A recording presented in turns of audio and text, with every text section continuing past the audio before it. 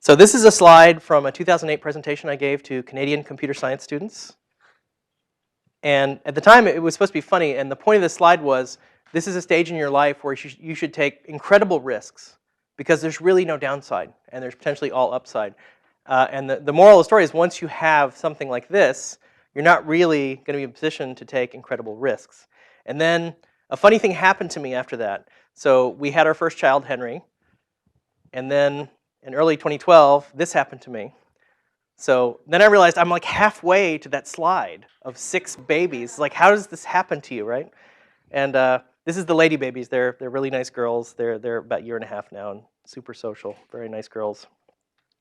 So if you don't know, I'm assuming most people in this room know Stack Overflow, so I'm just going to briefly cover. But this was my major project starting in about 2008. It was a partnership with Joel Spolsky, another sort of notable online development figure. And Stack Overflow was a Q&A engine, or is a Q&A engine for software developers and programmers. But we quickly realized that the engine was working unbelievably well, like maybe a little too well. And we should broaden the scope of the engine and see what other audiences it works with. So we launched some other sites using the same engine that you may or may not know about. And we called them the Star Wars trilogy. We started with Stack Overflow, which is, of course, Star Wars, the really big first thing that we did. And then Server Fault, which is the same engine for system administrators. And then Super User, which is for basically computer enthusiasts, people who love Macs, who love PCs, who love Linux, who love all things computer. And we call that the Stack Overflow trilogy. And we even have our Christmas special, which is Meta Stack Overflow. So this then eventually broadened into a whole network of Q&A sites on a variety of different topics outside the core group of geeks. And if you go to stackexchange.com, you can browse the network. You can see all the different topics that are on the network. And it's interesting, I was just looking at our stats, and all the rest of the network is as big as Stack Overflow now, which was very surprising to me, because Stack Overflow is unbelievably huge, surprisingly. But if you add up all the different Stack Exchange sites, collectively they are as big as Stack Overflow, which is great, because I didn't want to create an engine that only worked for programmers, because I love programming, I love programmers, but I like to think that I've built something that is useful to a wider audience than just programmers. And what we were doing here was playing what I call the 6 degrees of Kevin Bacon game, where you start with any actor or actress, and you can eventually connect them to Kevin Bacon, right, through some connection of a person that's been in a movie, that was in a play, that was on a TV show, and Kevin Bacon was on that. So in this case, Kevin Bacon is programmers. So you start with programmers who are pilots, who are also cyclists. And eventually, you get to most topics that people would be interested in. And the thing that's important to realize about the Stack Exchange engine is that it's a really specific use case. It's not a generalized discussion engine. And they have this really great about page that they created after I left that I like a lot. If you go to stackoverflow.com/about, it will explain to you how the engine works, because it is very, very strict in the way that it works and what it will accept. And that's one of the reasons it works so well. And one thing I want to highlight here, and it's actually highlighted in yellow, is it says, this site is all about getting answers. It is not a discussion forum, and there is no chit-chat. This is not a place for people to hang out and talk about things. This is a place for people to get answers. And you always have this issue where people think, okay, discussion is getting answers, isn't it? And we found repeatedly on Stack Overflow that is actually not the case. Discussion is often the opposite of getting an answer to your question, which is counterintuitive to a lot of people. So you would say, but wait a minute, if you're going to have Q&A, if I ask a question, and then other people try to answer it, aren't we going to have a discussion? Isn't that a discussion? Doesn't getting an answer require some discussion? And I'll get to that. But first I want to give you guys a little bit of a joke, and I apologize if you've seen this before. It's one of my favorites. It's, how do you tell an introverted computer programmer from an extroverted computer programmer? The extroverted computer programmer looks at your shoes when he's talking to you. But no, wait, there's more, there's more. What do computer science students use for birth control? Does anyone know? Their personalities. I know, that one hits a little close to home, but the point I'm trying to make is that, sorry about that. But you know, the funny thing is, we're not. You know, I'm not known for my amazing personality. I didn't choose computers because I loved, you know, interacting with people, and yet here I am. I'm building. All I do now is build engines where people talk to each other, and that made me wonder, how did I end up in that scenario? Because I was the introverted kid who, you know, rather going to prom, was like sitting there on his Amiga trying to learn C, and I failed, by the way. So that was me. So how do you have these basically fundamentally not really social people building social software for the rest of the internet? How does that even work? How is that even possible, right? So you have introverts writing social software. So what could possibly go wrong in that scenario, right? And yet, you know, Facebook. So, I mean, something's working here, right? So one problem we have on Stack Overflow that we didn't understand initially when we launched Stack Overflow was that these broad, soft questions tend to get a ton of attention versus the really detailed technical programming questions that were really the focus of why we built Stack Overflow were not as popular. And it's really another case of the bike shed syndrome, where it's more interesting, it's more entertaining, it's more accessible to more people to talk about what color something should be than the fundamental low-level deep design of something.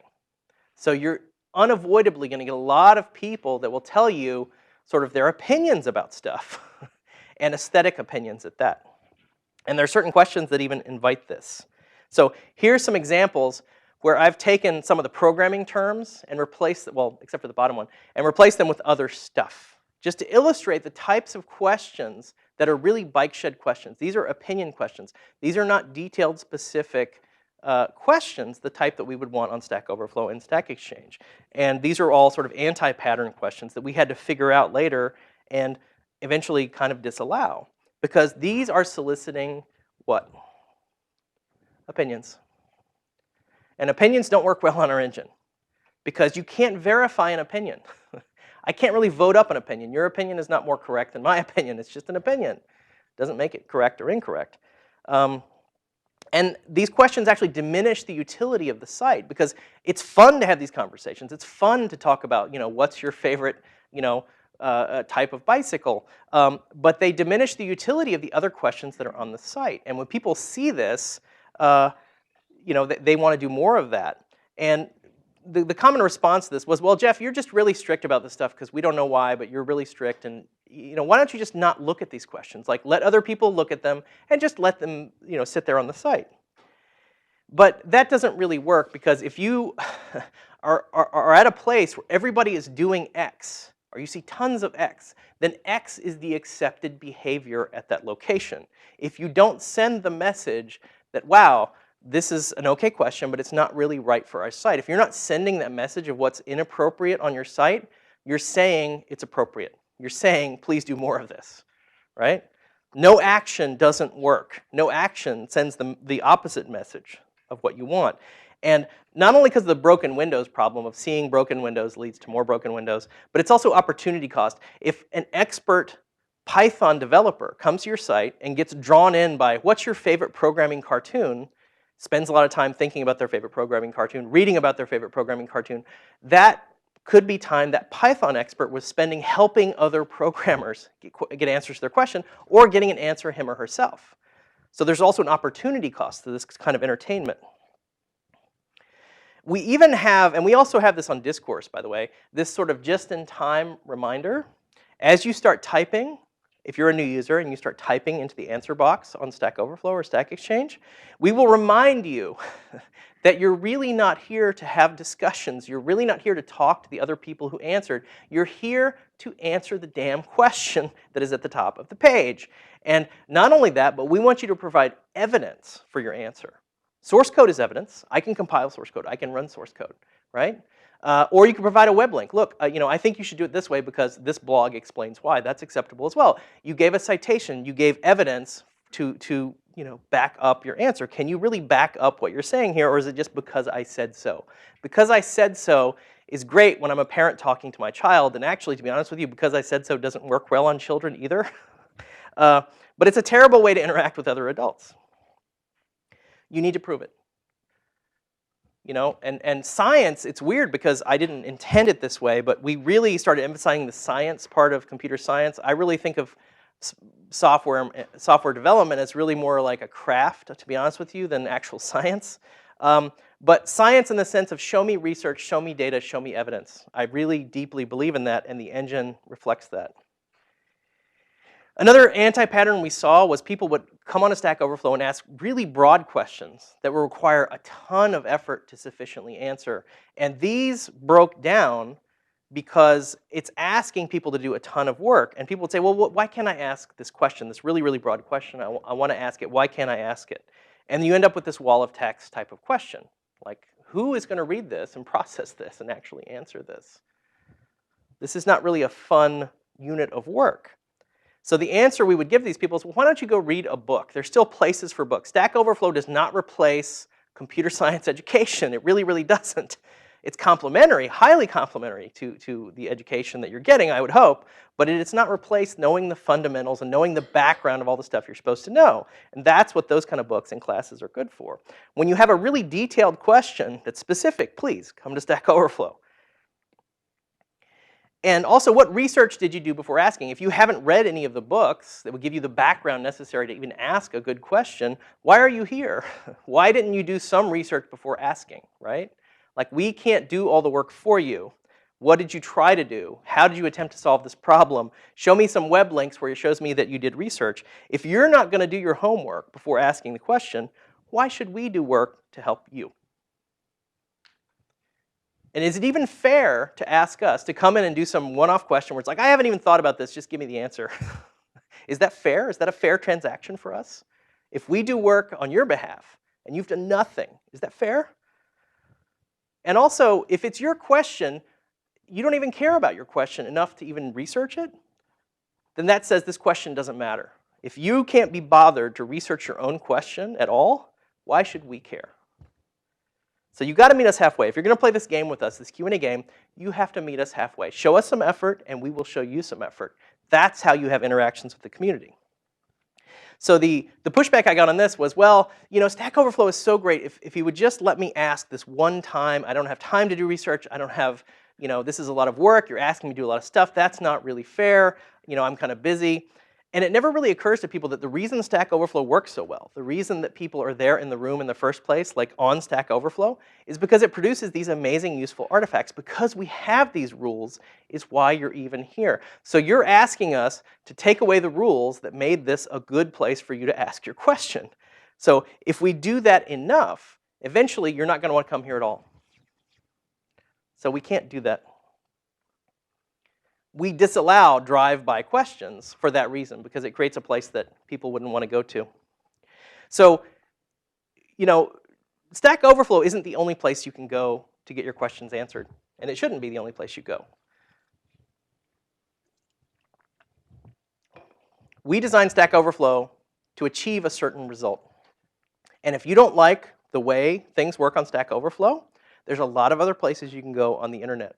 Now, if you don't want to go to those other places because they're terrible, you might ask yourself, why is that? Why are these other places so terrible for my questions and Stack Overflow is so great? Could it be that the rules we have are there for a reason?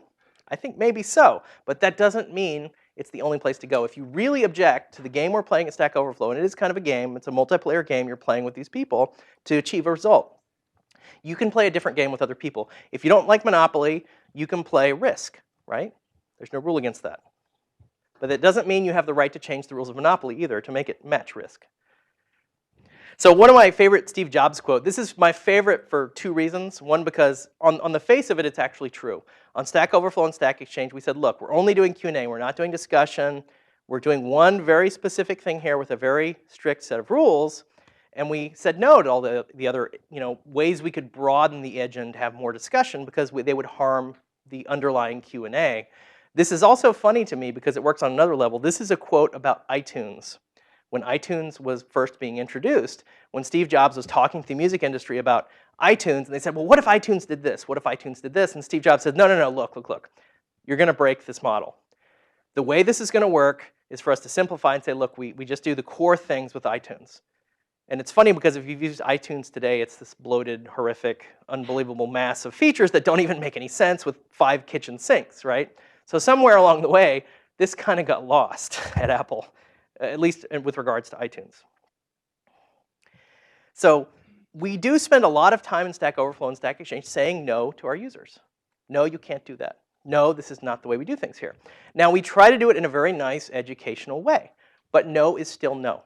And you will always have people that come to you and get angry with you because you said no to them. On the internet, no less, right? Who says no to people on the internet? This is the Wild West. We can do anything on the internet, right? Well, if you can't say no to your users, I think you have a problem. And again, in a nice educational way. And no, I'm never advocating rudeness because that's not what we do at Stack Overflow and Stack Exchange. But you have to be able to say no to some of the things your users want to do to keep them on track. So bike shedding, you know, again, the more general interest the question is, the better it will work. But the question is, what kind of popularity do you want? So now I've given you the same questions with actual programming terms. So you can see the specialization here of these bike shed questions recast as programming questions.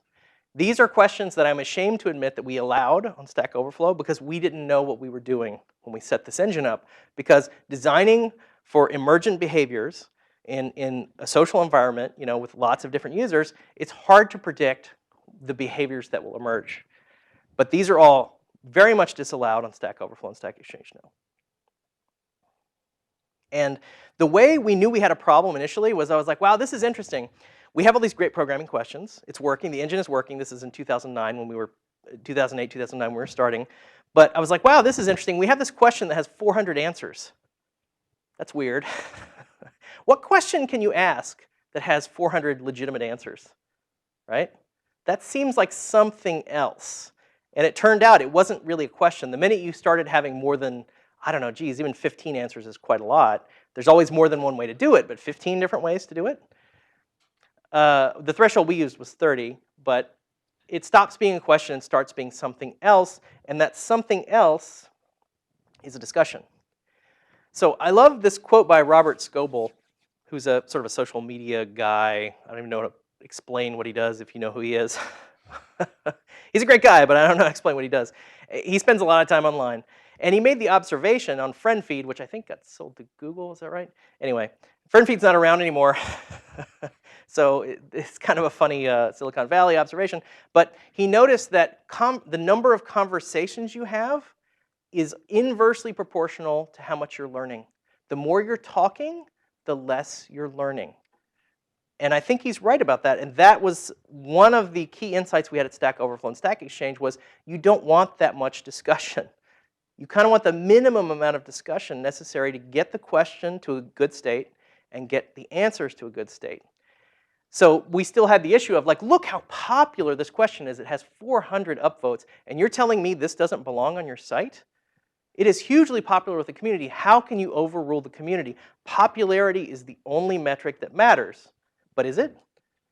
I mean, if you even know who this is, and by the way, that's early duck face, I just noticed. Did you guys see that? Posh has given us the duck face.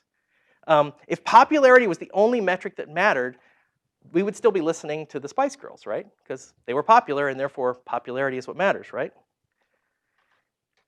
But you know, I think that's clearly untrue. I don't think popularity, in some cases, actually really works against you. You actually don't want the most popular questions because that implies they're so broad as to be not generally useful. Let me hold questions till the end. So we make it really hard to have discussions. Let me explain how the software does this. First of all, the answers are in vote order, right? So the chronology of answers is broken. You can have an answer at the top that came in 3 days ago and 5 answers at the bottom that came in weeks ago, right? Time doesn't matter. There's no way to reply to anything. There's no reply button. You can't reply to an answer. You can't reply to a comment. All you can do is add a comment and add an answer. That's all you can do, and add a question. We only allow one level of commenting, right? Like under a question and answer, there's one level. There's no hierarchy of reply to reply to reply. And comments themselves are very limited in length, not Twitter limited, but limited. And you can only have a limited amount of formatting in comments. So comments are very much what we call second-class citizens in Stack Overflow. The primary unit of work is the question and the answer. The comments are there to support the questions and answers. They are not meant to be standalone and are not meant to be the reason you come to the site. So we allow the minimum discussion necessary to get great questions and great answers. So here's where I explain my biases. But I really believe, and again, based on what Google says, if you believe in Google as an arbiter of the internet, Stack Exchange pretty much dominates the search results. And I think it's because we designed it to produce the best possible information.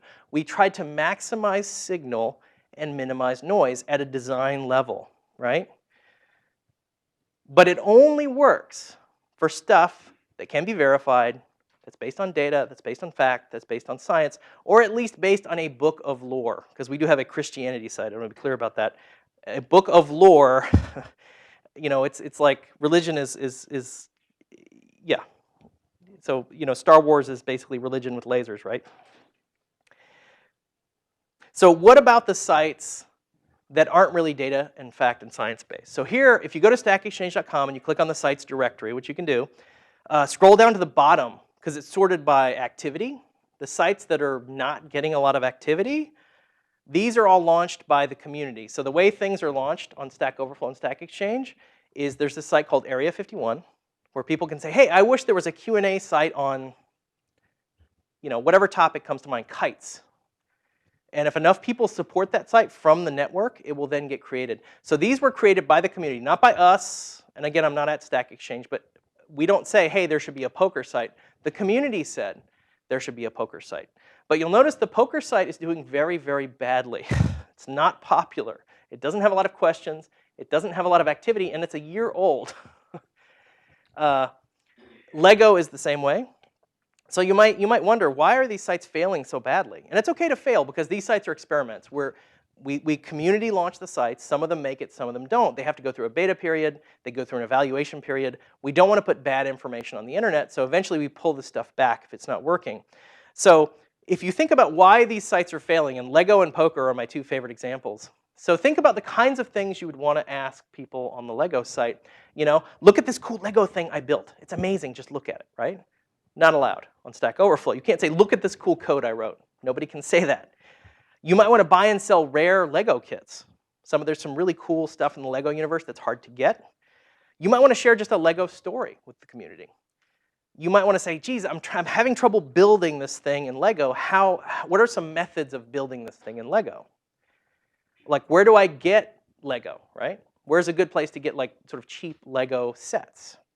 And you just basically want to hang out and talk Lego with people that love Lego. It's not really about data, fact, and science. And that brings me to Discourse, which is the project I took on after Stack Overflow.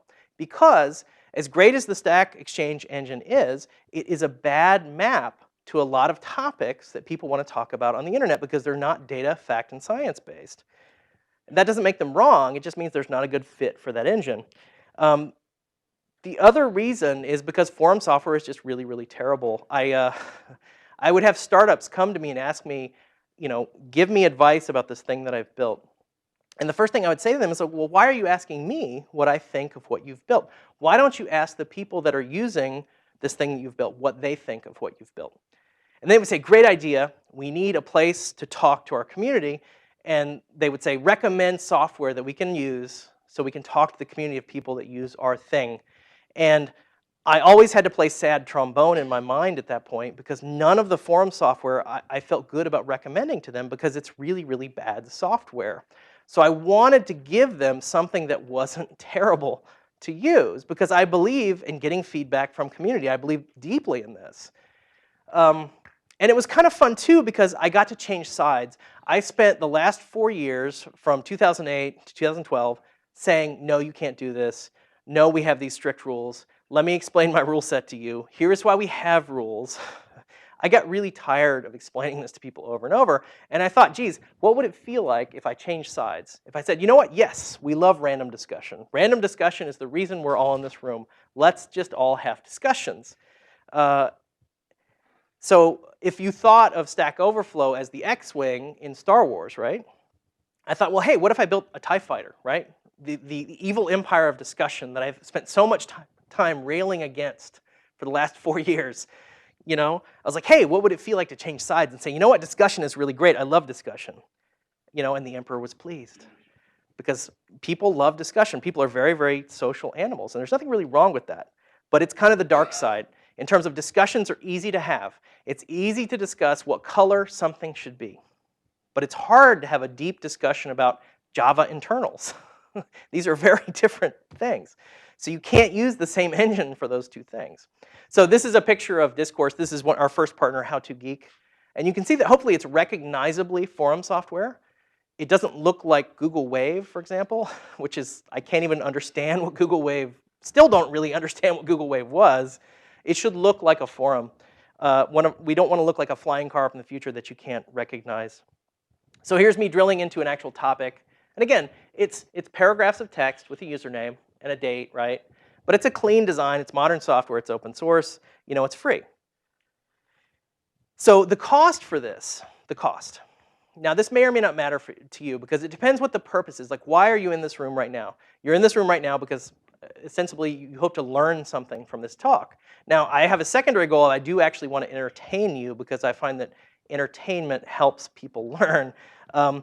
But if you came into this room just to be entertained, you would have different expectations from this talk, right? Like, I'm not nearly entertaining enough to be a pure entertainment exercise. So the efficiency goes down. So the thought experiment I want you guys to think about is, when was the last time you were doing a search for something on Google and you got a chat log as a search result? That actually helped you. That wasn't random. Can you raise your hand if anyone got a chat log search result in the last month? 1, 2. That's good. But that's tiny. That's my point, right? Now compare that mentally with the last time you got a search result that hit a forum, okay, or a blog, or a Facebook, or a Twitter, or of course Stack Exchange. And I think you'll find my personal estimate was when I search for stuff, I really, really rarely get chat log search results. Forums are somewhat common. I get about at least 1 a week, if not more. Blogs are pretty common, and then Stack Exchange is very common in my search results. So what went down is utility and efficiency. So if your goal was to produce useful artifacts on the internet, then you really shouldn't be on a forum. If your goal is to produce, you know, just an entertaining social use of your time, then it's fine to be on a forum because that's the expectation that you've set up. So on Stack Exchange, for every page that we produce, we would have to say, is this a useful page to put on the internet, yes or no? And if it's not a useful page on the internet, then we want it not to be a part of our network. It doesn't have to disappear from the world, but we don't want it on our network, okay? Whereas with Discourse, the only guideline is this illegal to put on the internet, right? So that's a much, much broader guideline, right? Much easier to meet the is this illegal rule than is this useful. Because first of all, how do you quantify useful? There's a certain amount of editorial sort of oversight we're doing on Stack Overflow and Stack Exchange to say we measure utility. And your question, although it's useful to you, is not useful to anyone else, okay? And that matters to us. It needs to help more than just you. And if we can't say, in good faith, it helps 10 people, 100 people, then that question needs to go away. The only way we do that on Discourse is the only way we pull things from Discourse is because they're illegal. So where Stack Exchange was a system of me saying, well, not me, but the engine saying no to people, for good reason, right? Because this strictness, this discipline is necessary to get useful artifacts, right? Just like, you know, everybody sitting in this room, if you guys all started to suddenly have conversations with each other, you know, that wouldn't be, first of all, wouldn't be respectful to the speaker and all that stuff, but it wouldn't be conducive to having a presentation, right? It wouldn't be conducive to learning. So it's strongly curated and moderated. Whereas Discourse is a system of yes, where whatever you want to do, you can do it on Discourse. If you want to have a conversation that's radically off topic, that's fine, as long as it's accepted by the community that you're on. So it's much more social, much more engaging, much more like a party where you're having fun, but the cost is the efficiency of the information that you're generating goes way, way down. But it doesn't go to zero. One reason I like the Discourse project is because I regularly get forum search results still. And I think forums regularly produce good search artifacts, just at a much, much lower rate than Stack Overflow and Stack Exchange. And that's okay because that's the contract that we signed up for. We're here to be social. It's not a primary goal for us to generate useful artifacts. The other problem with Stack Exchange is I can't give it to you because it's not open source. If you want the Stack Exchange engine, I'm sorry. You know, there's clones of it out there of varying quality, but I can't give it to you.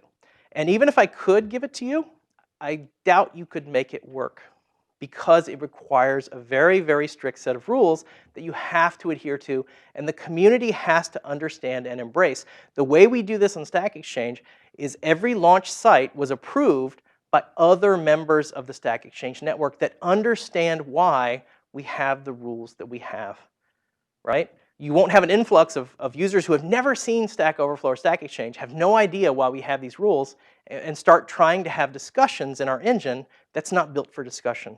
It's built for highly directed questions and answers that are about data, fact, and science. So discourse, on the other hand, is really what I call a system of rainbows, meaning it works for everyone because there really are no rules other than, do you like these people that you're talking to? Yes or no? And we provide tools to make sure that they are people that will be civil to you as well. But it has very, very few rules, and it's a fundamental building block of, I think, almost all online community. So the reason we made it open source is because I believe that's the only way for this to survive.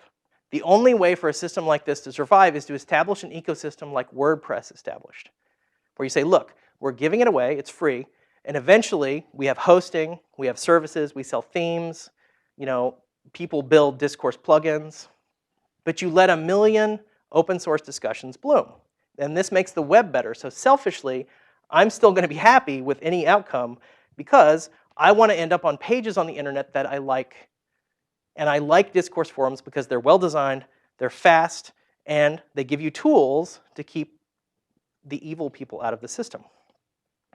So speaking of those tools to keep evil people out of the system, what about voting? This is the first thing that came up when I talked about, hey, I just built Stack Overflow and Stack Exchange. I would really like to build a forum system that I would like to use. And they would say, wait a minute, are you going to have voting? Because voting is a huge part of Stack Overflow and Stack Exchange. And I said, well, no, you can't really have voting. Because how do I vote on your opinion? How does your opinion more correct than someone else's opinion? Because forums are largely systems of opinion. They're not about data, fact, and science. They're about socializing and sharing opinions. So your opinion about who is the coolest X-Man is not more valid than mine, even though it's obviously Wolverine. I mean, come on. Wolverine is clearly the coolest X-Man. There is a trust system, though. So discourse does have a system of trust, meaning we learn to trust certain users in the community and weight their activity in the system a little bit more. And eventually, they start to accrete moderator-like capabilities if they get enough trust in our system. And the reason I built it this way is because a system, a forum system has to be moderated by the people that are most active in the forum, that are consistently there day in, day out, that know the lore of your community. The way I've seen communities really fail online is when they appoint a moderator and the moderator doesn't show up, either doesn't care, doesn't know how to do their job, or is otherwise unavailable. These communities eventually explode because they have no way of self-regulating. And that's what we want to avoid with discourse. Now you might say, well, Jeff, what about post counts? Because I notice on every forum I go to, well, a lot of forums I go to, there's a little number next to my name, and it's post count, the number of times I have posted on the forum. So clearly, the way to measure success in a forum is by posting a lot, right? And I would say no, that's actually not true. In fact, what we've found is that reading is fundamental. The most avid members of your community, the people that know the lore, are the ones who read everything on the forum. Reading is much more important than speaking. And you would think this makes sense because the conversations that you have where one person is just nonstop talking, are those good conversations? I mean, conversations are about talking and listening. And ideally, really, an emphasis on the listening part. So the people who aren't reading the content on the forum are not listening to the community. So reading is really heavily weighted in our system. And the way you move up trust levels, this is a screenshot from a 2001 book called Building Web Communities, which is ancient internet years. But you have a natural progression of people that come to your site, starting with, of course, visitors that just are like, what is this? I've come here and I don't even know what this is. They might participate a little bit, make their way up to novice. If they show up every day for a couple weeks, hey, they're a regular, right? And then if they're there for a year, if they're there for a very, very long time and show a participation pattern that's consistent over a year, then they become one of the leaders of your community. So the way you get to trust level 1 on discourse is really, really simple. You start off as a new user and you're really sandbox. You can't do stuff like post images. You can only post 2 links. We hide functionality in the system from you to keep it simple for you so that it's not confusing or overwhelming. So it works on both dimensions in terms of simplification and also, hey, we don't really trust you yet because we don't know you yet. You're a stranger that walked up to us on the street. It's like, I don't know, you might be cool, but I got to evaluate you a little bit to see the cut of your jib, right? I don't know who you are. So the way you get to trust level 1 is it's pretty simple, but we found this to be very powerful. You have to enter 5 topics, read at least 50 posts, and here's the kicker, spend 15 minutes reading posts. Now, all 3 of these things have to be true. So we measure in discourse all the time that people spend reading posts. We can tell you for any given post on discourse how much time that was on the screen of every user who has ever looked at it. Because that's how much we value reading in our system. So trust level 2. Now we've only actually implemented up to trust level 2. We have, you can go on Meta and you can read about trust level 3. We haven't implemented it yet. But for trust level 2, you can see the requirements go up, but it's more about like regular participation, much more time spent reading, and really the big one for me is visiting 15 days. You've shown a pattern of willingness to come back to the site and actually engage with the community, right? And all of these things have to be true. You have to reply, you have to like. Some core actions have to be taken. And it's really interesting on Discourse, you guys can install Discourse anytime and play with it, but in the admin panel it'll show you, for any given user, like very detailed stats of read time, all the stuff you're seeing here, because we're tracking it user by user. So when I mentioned that the only thing that was disallowed on Discourse was illegal content, that's true. But the other thing that we try to help people understand when they install forum software is you have to treat each other with respect. Like communities that aren't based on some form of basic respect for other users are destined to fail. And I was always really disappointed that forum software did nothing to help people understand this. They would spend all this time explaining, how do I make things bold? How do I create a new topic? You know, mechanical things about the software that just are not hard to understand and learn, whereas they did nothing to help people understand, like, how do we actually respect each other? How do I push trolls out of my community? How do I enforce good behaviors on my community? Because communities where people don't treat each other with respect eventually break apart. And what I'm quoting here is actually a forum post from, this is a forum that I've been on for 10 years. And eventually they had a big schism where they split because the moderator, they felt, was not doing his job. I know this guy. I mean, I haven't met him in real life, but I've known him. And I can't really get him to understand this. But he wrote this great post explaining about the norms of behavior on his site are not about the quality of the information that you contribute, but about its tone. If you can't express your opinion in a civil way, you need to go away. And it's a reasonable expectation to have arguments, to have spats, to have fights, but that you have to treat each other like some level of friendship. And there's no discussion of this in software. So whereas on Stack Exchange, we would say, look, you have to be civil to each other. You don't have to be nice. I don't even expect that. I don't even want that to be honest. I want you to be honest with me. I mean, if my code is broken, if I'm telling you that vaccines cause autism, I don't want you to be nice to me. I want you to say, look, I think you're wrong. Here's the data. That you have no data to support your position, right? That's what I want you to say to that person. You don't have to be nice. You have to be civil, right? Either the data and science is there to support what you're saying, or it isn't. Now, in discourse, we don't have data, facts, and science. We have opinions. So how do you deal with that? The answer is kindness. You can say whatever you want to say. You can express any opinion you want to hold, but you have to do it in a way that's kind to other users, okay? That's how you will be judged. So going back to popularity. So, you know, this could be an answer to a Java question on Stack Overflow. But what problem does this really solve for you? right? What situation would you be in where you need this code, right? I mean, I guess if you're James Bond, you might need this code. So popularity is no longer the enemy, whereas popularity is kind of the enemy on Stack Overflow. This is too popular because it's there for the wrong reasons. It appeals to too many people. It doesn't really solve any problems. It's entertainment, which is hugely popular, right? People love to be entertained, but that's not what we do at Stack Overflow and Stack Exchange. So the enemy at discourse is cruelty.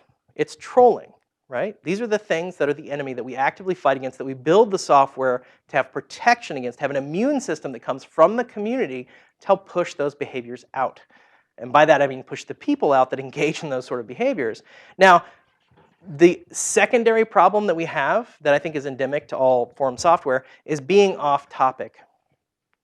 Now, off topic conversations naturally meander a little bit, and that's normal and that's expected. But if your conversations go too far off topic, what we can do is this button, reply as new topic, is here on the right gutter all the time. So at any given time, you can basically branch the conversation. Say, oh, hey, this is interesting, but I want to talk about this related thing. We give you a button that says, look, do this, and it will notice how it attaches the conversation. So they're attached to each other both bidirectionally, okay? So that you don't click on a topic that says, let's discuss dogs versus cats, and end up with a long diatribe against, George W. Bush, because that is not what I signed up for when I clicked on a topic titled dogs versus cats, right? So spam. This is an actual spam that came through on, I think, Boing Boing is our other partner at the moment. So here's some spam. And you might ask, well, Jeff, how do these tools work? I mean, you're talking about tools for enforcing norms. Like, this is evil behavior that I want to push out of the community, right? Spam. It does require some action on the part of the users. This flag button is only available to people we trust a little. Okay, you can't come into a new community and just start flagging because we don't know you. You're just a stranger that walked up to us on the street. We don't know you yet. So clicking on flag, which here, zooming in, sorry, so you can actually see it, brings up a flag dialog. And this actually tries to teach you what this dialog is about. Like this is an educational part of the system where we say, look, you've clicked on a button.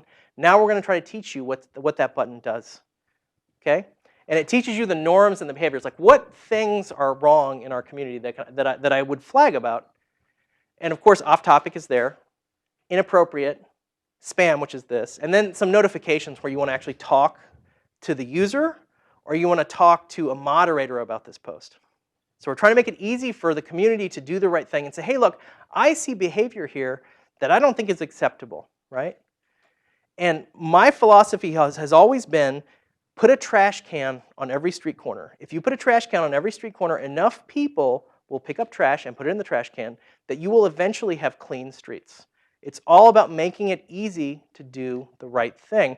Whereas this happens to me actually all the time. I'll be on a playground with my son and my daughters, and I'll see trash. And I was like, I want to pick up this trash because I don't like a dirty playground for my children to play in. And I pick it up and I look and I'm like, where's the nearest trash can? And if it's way, way over there, then all of a sudden I feel a lot less incentivized to take this piece of trash and put it in the trash. So make it easy to do the right thing. And there's also a corollary to that, which is make it hard to do the wrong thing, which I talked about when I said we suppress discussion on Stack Overflow. You can have discussions there, but it's a pain in the ass, right? That's very intentional. It's difficult to have discussions on Stack Overflow because we don't want you to. You can do it. So what happens when something gets flagged? So this is an aspect of the system that we want to be self-healing, where say somebody just goes over the line. Say it's not spam, in which case you just push it out of the system. It's usually pretty straightforward. But it's something where somebody just went over the line with a personal attack or something that really is you're uncomfortable with. Well, if it gets flagged enough, that person gets a very nicely worded message from the system, right? In this case, the system is Geek, who's the host of the site. And says, look, the community really found your post sort of not acceptable. Can you see fit to change your post to improve it? Okay? So the user, and this is a private channel. This is a private message. You can't see because the icon is hidden. This is a private message that goes out to the user. It's a private channel. It's not done in public because we found that doing things in public creates an aspect of shame, okay? Which I don't mind so much on data, fact, and science because, again, it's about facts. They're either correct or incorrect. They can be verified. Opinions, it's not really wrong to hold these opinions. So you don't want people to feel shamed. So it's a private channel. You give them the opportunity to fix the post. If they go in and edit the post, there's a certain timeout, like a cool down period, like 10 minutes, where they have to wait. They can then edit the post, and then it's unhidden. Okay, so if enough flags cause something to be hidden, the user is notified with what you're seeing here. Then if that user goes in and edits the post, it is then unhidden. Okay? And then if it's not flagged any further, it's a trust adjustment for that user because now we trust them more. We're like, oh, you stepped over the line, but you fixed it. And I've actually seen this work. We have, I don't know if you guys have heard of this thing, Soylent. It's very, very geeky. It's this idea that you don't want to eat food anymore, so you have a liquid meal that you eat for every meal of the day. It's Soylent.me. They're powered by a discourse forum. And I was engaging a little bit in that community, even though I don't really plan to eat Soylent. I thought it was an interesting concept, and I was engaging a little bit with the community. And I got a reply that was just way over the line from somebody. I don't even remember the context, but I was like, what is wrong with this guy? So I flagged it, and it met the threshold. The guy got this message, and he went in and fixed his post all by himself. The community was self-healing, right? No moderator was present for that to happen because I'm not really a moderator at the Soylent community. So these are the kind of self-healing behaviors that we want to encourage in the community. And the community has to decide what their norms are and how their norms work. Now, there's a lot of complexity to this. If you're a programmer, you're thinking, okay, what are the different cases I can get into here? What if the person doesn't edit? What if they edit and it's reflagged? There's a detailed post on Meta that explains all the ways that stuff works. It can get pretty hairy. But it is self-healing, and it's basically automatic. So Discourse is just a baby. We launched on February 5th of this year. We're not at version 1.0. We're about to launch our third partner early this month. And WordPress, again, is our spirit animal. We really want to do for forums what WordPress did for blogs. And I had a lot of conversations about forums leading up to this project where I would just talk to people about forums. How do you feel about forums? Tell me forums you participate on. What do you like about forums? What don't you like about forums? And one thing nobody ever said to me ever was, I love forums. I can't get enough forums. Like nobody had anything positive to say about the state of forums online. And I found that a little bit depressing because I love online community.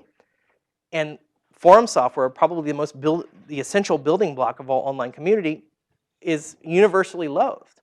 And Discourse really sets out to change that. So if someone says to you, hey, I need a place for my community to hang out, just like if someone said to you, hey, I want a web page where I can post my opinions and thoughts and feelings on the world, you would say, well, go to WordPress. Go to WordPress, they'll host you, you can get the software for free. So if someone makes that same assertion to you and says, I want a community where people can talk to each other, you can say, hey, there's a really great open source option, it's called Discourse. And it really works, and it's free. And I'm a huge fan of Clay Shirky, and I really recommend every book he's written. If you haven't read them, please read them. He's a great, great thinker about the internet. One of the great professional highlights of my life is I got to give a presentation with Clay Shirky in 2009 that was excellent. And one of his big points was that the internet empowers people without money to change things about the world. And I want Discourse to be a part of that, where people can say, hey, I created a Discourse community, a bunch of people came together, and we actually formed a community and were able to change things in our little corner of the world. So Discourse is basically love, internet style. And that's all I have. Thank you very much. And I will definitely open it up to questions now. Yes? It's interesting, so I really enjoyed hearing that talk, and I enjoyed the contrast between Q&A forums and discussion forums.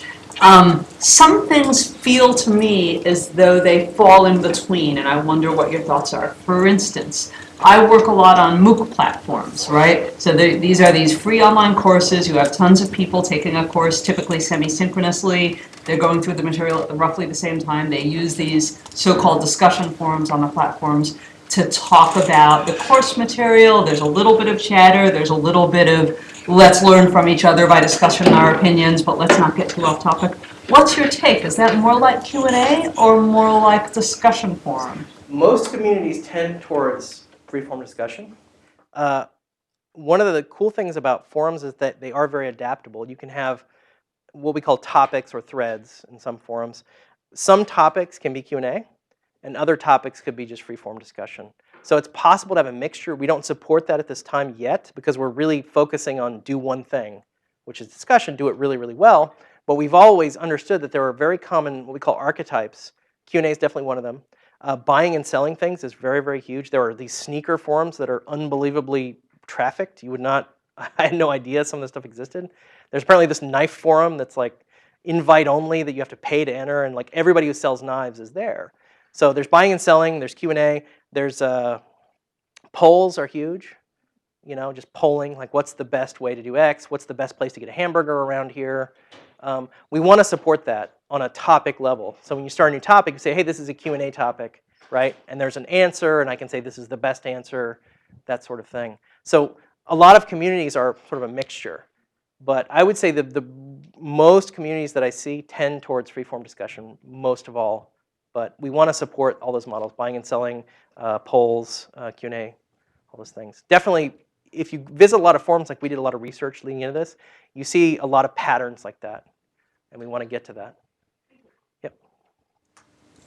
Yes, in the back. So what I was really struck by with your talk is whenever I think about, especially coding horror, your blog, is all the technical writing that you have. And during this talk, we talked a lot about building communities. And I was curious what resources you would recommend or what experiences you've had that are non-technical that have really informed you to make those community decisions and figure out this is how you structure community to achieve these certain goals. Well, I think Clay Shirky, as I mentioned at the end, is very, very influential to me in terms of the way he looks at communities. I also like to do research. Like when I started Stack Overflow, I sat down and said, okay, we're doing a Q&A site. I need to go look at all the other Q&A sites on the internet and see how they work. And I found that there were these huge Q&A sites I'd never heard of, like AnswerBag. And if you looked them up, like their stats were huge. These were big, big sites on the internet. Of course, there's Yahoo Answers, the butt of so many jokes.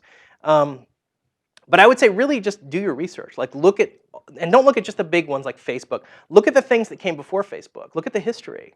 Look at how those sites work. Look at the peers of Facebook, maybe not even in English.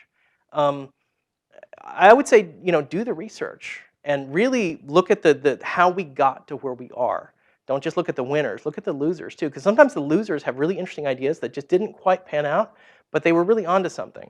And then they zigged when they could have zagged, and then they lost. So I would say, rather than one sort of, other than Clay Shirky, who's fantastic and a great resource for this, is just the research of there's this huge spectrum of activity on the internet. And people call forums the dark matter of the internet, the B movies, the underbelly, right? Like the people don't really look at, but there's so many forums out there that have so much traffic. And just the way they're used are sometimes very bizarre. Like on Something Awful, they have topics that have tens, hundreds of thousands of posts that have started in 2003. That's a very strange way to use forum software, but that's the norm there.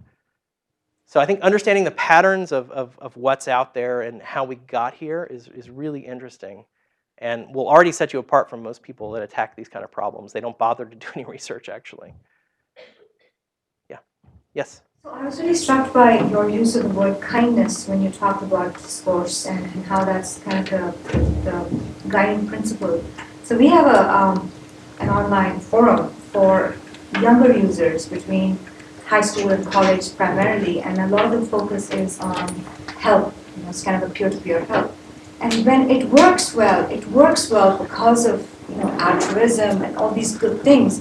And when it doesn't work well, that's when you get all these trolls. And now we're sort of at the point where we're trying to figure out how to deal with that, because our popularity is coming back to kill us. We get over 1 million uniques a month. These are 1 million random people that are coming to the system, and not everyone buys the Kool-Aid or buys this whole principle. So how do you deal with numbers like that, and how do you grow the kindness? Well, the only thing that scales with a large community is the community itself. No matter how many moderators you throw at this problem, they're going to be overwhelmed. So I think there's two things. One is giving users a trash can on every street corner. Look, I see a piece of trash. Oh, I see a trash can. What's the next logical thing to do? If it's close and it's nearby, I can do that, right? That's step one, is give them the tools. Give them a trash can on every corner. Do the right thing, which is flagging, which I talked about. And the second is really a cultural thing of you do have to have experienced users leading the inexperienced users. You cannot have the blind leading the blind. This is why if I gave people Stack Exchange, it wouldn't work because they need the experienced users to teach the younger users, look, these are the norms we have here, and let me teach you about it in a nice way, right? Like not saying no necessarily, but look, let me show you how to do this. Here's what we do when we see rudeness, and it has to be publicly visible. The sense of justice has to be visible. If it's invisible justice, then it doesn't look like there's any justice at all. It just doesn't appear at all. So there's a certain educational aspect to sort of showing that there was some bad behavior here, but it was okay, we cleaned it up, right? All good. And they think, oh, that's the kind of place where I see bad behavior, stuff will happen, and it'll get fixed, right? And then I feel better about the community. So I guess really 3 things. Now, unfortunately, these are deep problems. Now, we're attacking them with discourse in a variety of ways, but I think in your case, I would really rely on your more experienced users, just kind of bring them into the fold and see what kind of tools you can give them to help the other users sort of understand the mission and how to be kind to each other. And that's what we do here. We're kind to each other. We're not rude. We're not mean. We're actually kind to each other. Yeah. Yes? So what's the key point you think we should consider when we're designing the future forum? Say again. Do you think there are some points or deep insights that we have to take into consideration when we're designing future forum? Like, the forum right now, people are thinking is now that people don't have lots of positive feedback. Oh, so basically how to fix existing forum software. Well, forum, it's difficult to change this space because communities change slowly. If you have an established community and I walk up to them and say, hey, you guys are going to switch to discourse, they would revolt. And I think rightfully so, because it's a big change for them to absorb. I mean, it's a pretty radical change, right? We didn't build Google Wave, but it's different enough from what they're used to that they would reject it outright. So that's the #1 problem in the forum space is really how do you get large communities to overcome their inertia and actually change the software that they've on, because they start to love this terrible software. Like, this is how we've always done things, and it's always been terrible, and that's why I love it here, because it's so terrible, right? That's actually a thing that they will say to you. And you're like, you're crazy, and it's like, that's the way communities are. So I'm a little pessimistic about change to existing communities. For new communities, that's where we really pitch discourse. Look, you don't have a community yet, but you have a Kickstarter where a bunch of people want to talk to each other. Use discourse. If you have a bunch of people at the top that are very dissatisfied with the status quo, they can push through a big change like that and essentially tell the community, look, we're changing. This is for the good of all. Here's the rationale. But look, either come with us or don't come with us because we're going to do this thing. But what doesn't work is leaving it in the hands of the community itself. In terms of changing just the culture without the software, I'm really talking about changing the software at this point. Changing the culture essentially is the same answer I gave you, which is the experienced users have to lead the inexperienced users. And unfortunately, this existing forum software gives them terrible tools to do this, right? All they can really do is reply to everything. So that kind of change is really challenging. And it's unfortunate for us too, because I never had the idea that I would wake up tomorrow and everything would be discourse. I've never harbored that illusion because that's crazy. But even then, I thought of this as a 2-year mission to get traction. And now I'm thinking of it more as like a 5-year mission because it's just so hard to affect change in these large communities. So it takes a lot of time is what I'm saying. And you have to be very, very patient. Yes? I'm trying to understand a little bit how communities break down after they've been well established. Like I've been on a couple forums where that's happened. It sounds like you have too. Definitely. And so I'm wondering if you've noticed any qualitative markers that go beyond just increased rudeness. Sort of I think at the breaking point, I think, is when you see topics started where there's just outright revolt. This forum is broken. I'm leaving. Everybody should come with me. And I see that sometimes at the individual user level. We had one user that was PMing another user about, it's hard to explain, but yeah, just outright revolt. There's usually one or several topics that are sort of symptomatic of a break that's about to happen.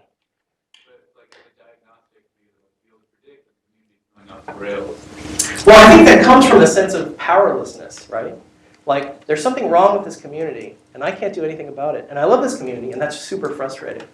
I love this community, and I can't change. I have no power, none, right, to affect change in this community. I mean, even just the ability to flag stuff, and again, growing through trust levels. At trust level 3, for example, you can rename topics. not in yet, but coming soon. You can rename topics, you can recategorize, because we trust you enough to say, look, you need to help the new users who suck at creating topic titles. And believe me, do people suck at creating topic titles.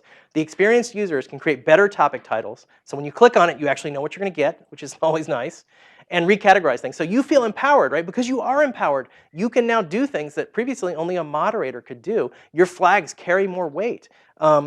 When you flag something, it's much more likely to go into that nether zone of going hidden, right? Because we trust you more.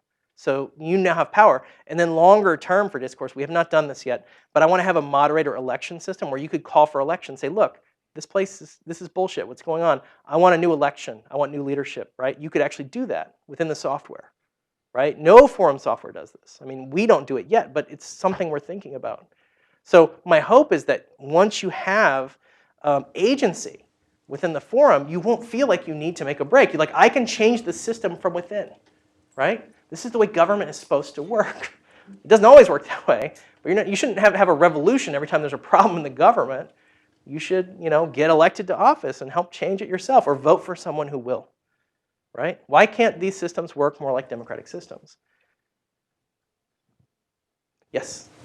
So I was just wondering, what are the key considerations when designing those forums, specifically designing the identity or profile for those users, like how respectful they are, how kind they are, or how much they know about this topic, things like that. What are the considerations and what are the design principles for designing a profile? I think it starts with the topic. So the way you create a forum the way you create a successful forum is A, be famous, because you can attract an audience. So first of all, it's about attracting an audience for the right reason. Like one advantage that I had with my partner Joel Spolsky is we had these big programming audiences. So when we launched Stack Overflow, it's, look, there's this new thing. We could point our existing large audiences at it, and the engine was designed for that audience, right? It was designed for programmers. So it's a great audience. We're famous within our respective niches for small values of famous. And we designed the engines specifically for them. So I think with a forum, first of all, you're dealing with broader software. You can't say this was designed for you. This is just forum software. It's for people to talk to each other. And then how do you get people to show up, right? You either have to be seeding communities, I think is the interesting problem of there has to be, do you want to show up to a ghost town? It's like, oh, look, I clicked on the site and it's empty. Well, that's not a fun party. That's like being the first person to arrive at the party. It's like, hey, I'm at a party and I'm the only person here. So you have to make it look like a party from the get-go. You have to create and synthesize topics. There's a bunch of stories of the Reddit guys created a bunch of, they would submit links all the time, seed their own system, right? So I think seeding of the system is really important and very critical. If you're launching a small community, there has to be some nucleus of content there for them to sink their teeth into and want to respond to, right? Oh, this is an interesting topic. Let me reply to that, right? That, I think, is the real big design consideration. It's not so much the profile pages, it's about the content and the topic. That's what's bringing people there, and the conversations. And if other interesting people are there, like, wow, Joe responded. I love Joe. Let me talk to Joe, right? So I think that's the way to think of this, is just the initial seeding, and you have to be kind of clever about how you do that. Or famous is the shortcut to being clever.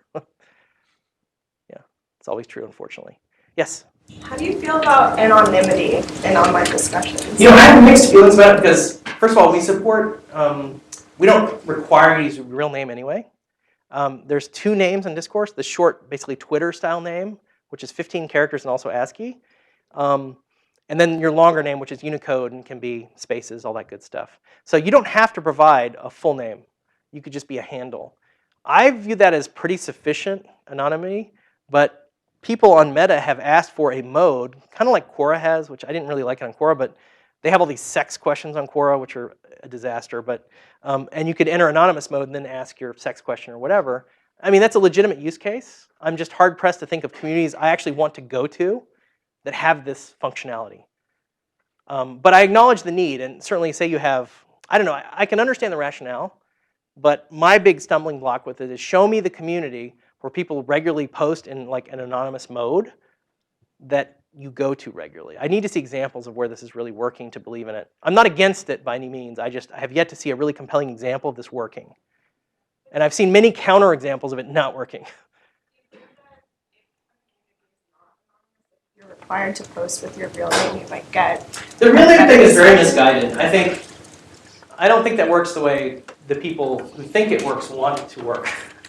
I do not believe in enforcing people like Google Plus as jerks about this, right? Like you have to have, the URL has to be your real name, and there's just no good that can come of this policy, in my opinion. Like I've just heard, again, and seen many horror stories of it not working and people being all angry about it, and for no good reason, right? Like, what difference does it make if you're Scrooge McDuck or your real name? Who cares? What matters to me is what you actually post. Are you being kind to the other users?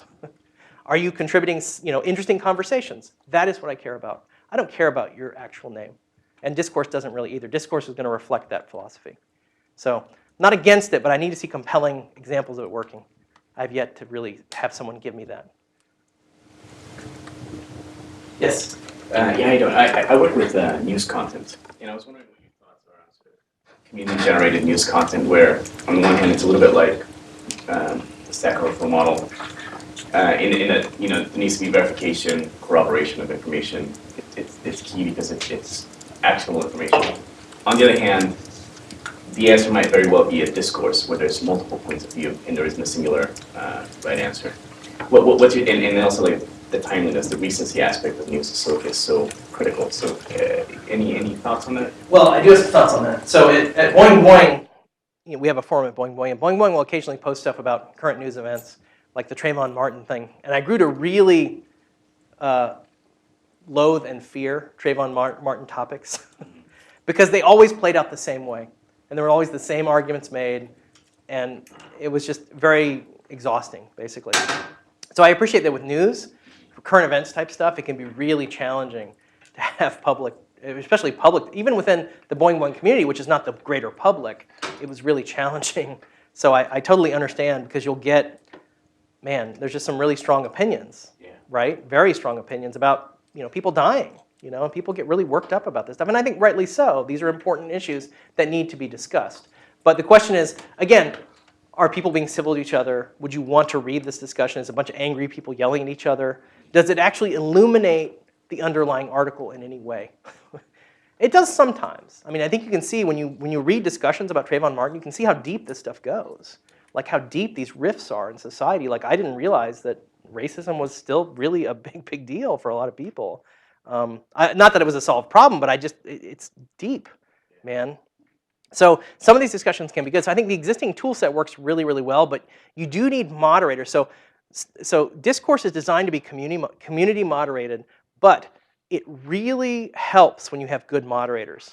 I mean, just because you have good community moderation doesn't mean all your moderators need to go take a vacation, right? Having a moderator step in and say, look, keep it civil, I know everybody has strong opinions, but let's stay on track here, works wonders, right?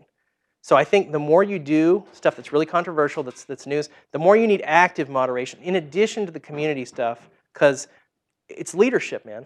There's no substitute for good leadership. So I think that would be my guidance there, is the more you do that, the more you need really a team of real moderators to assist the community in figuring this stuff out. One last question. Okay.